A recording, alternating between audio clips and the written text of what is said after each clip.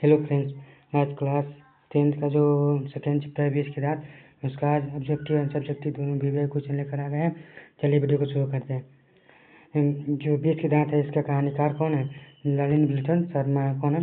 नलिनी बिलोचन शर्मा। यह विद्या से क्या है? यह कहानी है। क्या है? यह कहानी है। चलिए पहला क्वेश्चन देखते हैं। पहला क्वेश्चन क्या है? बीज के दांत शीर्षक कहानी के कहानीकार कौन है?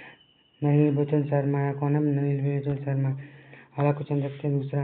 गिरधर कौन थे? गिरधर क्या थे? मदन के पिता थे। कौन थे? मदन के पिता थे। मदन केशव के कितने दांत तोड़े थे? कितने? 2 दांत तोड़ दिए थे। अगला क्वेश्चन देखते हैं। नलिनी बिलोचन शर्मा के माता जी का क्या नाम था? नलिनी बिलोचन शर्मा के माता जी का नाम रत्ना देवी वर्मा था। क्या था? रत्ना देवी वर्मा। नलिनी बिलोचन शर्मा की कहानियों में कितने तत्व समग्रता के वर्कर आए हैं? कितने? मनोवैज्ञानिक मनोवैज्ञानिकता। अगला क्वेश्चन देखते हैं। मोटर कार को किससे खतरा हो सकता था? मोटर कार को खोखा से खतरा हो सकता था। अगला क्वेश्चन देखते हैं। खोखा खोखी किस भाषा के शब्द हैं? बंगला। क्या? बंगला। खोखा के किस भाषा? बंगला। बंगला। ऐसे ही लड़के आगे चलकर चोर डाकू चक्के बनते हैं। यह पंक्ति किस पात्र में कही गई है? मतलब कौन कहा है? सेन साहब ने कहा है। खोखा खोखी का अर्थ क्या होता है? खोखा खोखी का अर्थ होता है बच्चा बच्ची। क्या? बच्चा बच्ची। बच्चा बच्ची। खोखा का क्या नाम था? खोखा नाम कासू था। क्या नाम था? कासू था। अगला क्वेश्चन देखते हैं। बीज के दांत कैसी कहानी? बीज के दांत एक मनोवैज्ञानिक कहानी। क्या? मनोवैज्ञानिक कहानी। सेन साहब अपने पुत्र को क्या बनाना चाहते थे? सेन साहब अपने पुत्र के बिजनेसमैन या इंजीनियर बनाना चाहते थे। मदन अक्सर किसके हाथों से पीटता था? मदन अक्सर पिता के हाथों से पीटता था। नलिनी बिलोचन शर्मा के पिता का नाम क्या था? पंडित रमा अवतार शर्मा। क्या? रमा अवतार शर्मा। सेन साहब ने कितने खूब फटकार लगाए? सेन साहब ने किससे खूब फटकार लगाए थे? किस? गिरधरलाल को। किससे? गिरधरलाल को। बीज के दांत कहानी किस वर्ग के अंतर्विदरियों को उजागर करती है? मध्यम वर्ग के। किसके? मध्यम वर्ग के। कासू मदन के साथ किस खेल में शरीक होना चाहते थे? मतलब शामिल होना चाहते थे? लट्टू के खेल में। या लट्टू के खेल में। सेन साहब कितने बैंक के ऐड कर रह गए? पत्रकार महोदय बैंक से ऐड कर रह गए। अगला मदन की उम्र क्या थी? मदन का उम्र 5 से 6 साल थी। अगला क्वेश्चन देखते हैं। मदन किसका पुत्र था?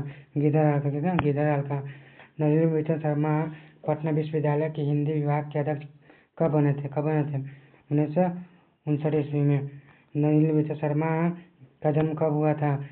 18 फरवरी 1916 ईस्वी को। नलिनी बिलोचन शर्मा की मृत्यु कब हुई थी?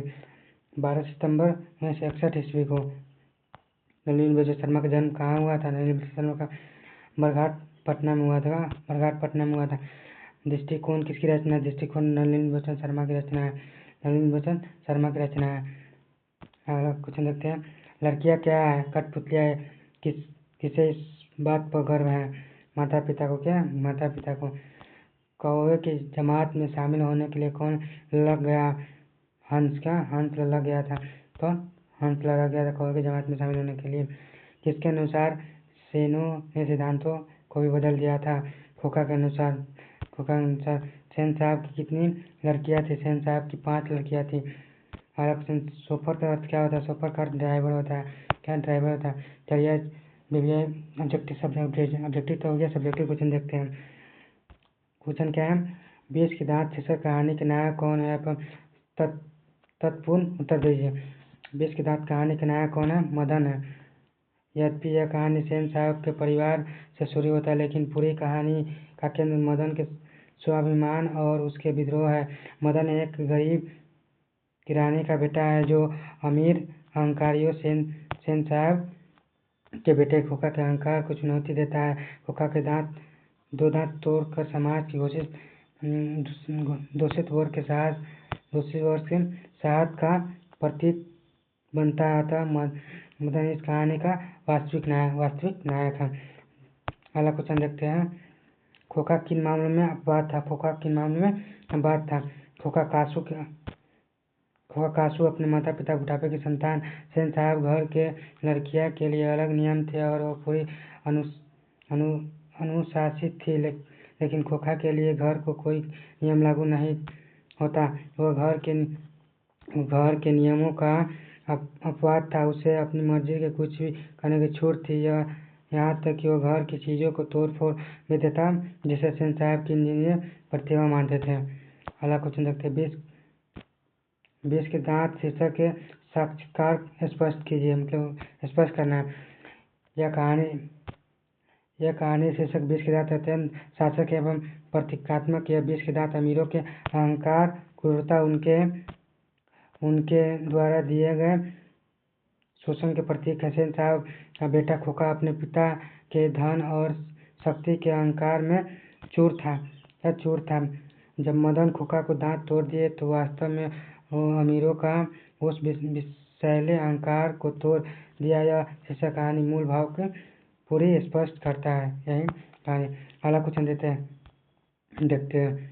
सेन साहब के परिवार के बच्चों को पालन पोषण के लिए लिंग आधारित भेदभाव का वर्णन करें। सेन साहब के परिवार में लड़की और लड़के का अलग अलग मापदंड थे। उनकी 5 बेटियां सीमा, राजनीति, शेफाली, औरती और आलो।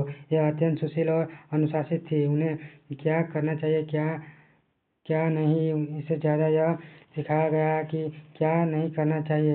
यह घर की कठपुतलियां मात्र थी। इससे विपरीत खोखा बेटा के लिए कोई नियम नहीं था। यह हर तरह की आज़ादी थी। यह समाज की व्यक्तित्व नीतिशात्मक और सोच एवं लैंगिक भेदभाव को दर्शाता है। अगला क्वेश्चन देते हैं। कासू यानी खोखा का चरित्र का वर्णन करना है। कासू सेन साहब के इकलौते बेटे थे और बुढ़ापे का सहारा थे। वह अत्यधिक लाड़ प्यार के कारण बिगड़ गया। वह जिद्दी, अहंकारी और उदंग स्वभाव का था। उसे लगता था कि वह कुछ भी कर सकता है और कोई भी रोकने वाला नहीं है। वो घर की चीजों को तोड़ना अपना अधिकार समझता। उसके चरित्र एक ऐसा अमीर बालक जिसे सामाजिक मर्यादाओं और दूसरे भावनाओं को कोई परवाह नहीं है। अगला क्वेश्चन देखते हैं। मदन और ड्राइवर के बीच में विवाद का द्वारा कहानीकार क्या बताते हैं। मदन और ड्राइवर के बीच के संवाद माध्यम लेखक समाज के 2 वर्गों के बीच संघर्ष को दिखाना चाहते हैं। ड्राइवर सेन साहब की सत्ता का प्रतिनिधि बनकर यह गरीब बच्चे मदन को गाड़ी छूने के लिए अपमानित करते और ढकेलता है। यह दिखता है कैसे अमीरों के नौकरों के प्रति क्रूर हो जाते हैं। मदन विरोध से यह दर्शाता है कि अपने दूषित वर्ग के अपमान सहने के तैयार नहीं है। कहानी के समरी यानी सारांश क्या है। 20 के दांत कहानी मध्यम वर्ग